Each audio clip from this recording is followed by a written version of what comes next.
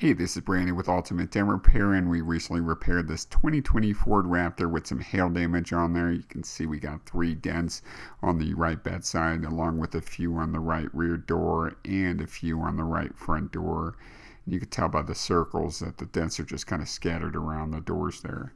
Now, with these Ford trucks, they are all aluminum, so it just added to the difficulty of the repair. And the one dent that gave me the most trouble was this particular dent right here. For the dents that I was not able to get behind to repair, I would use the glue pull method.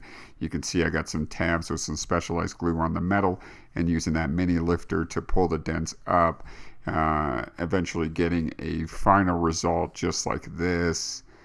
Just perfectly smooth and flat. Here's the final result with the natural reflection of the right front and the right rear door. No trace of any damage, the way that it should be.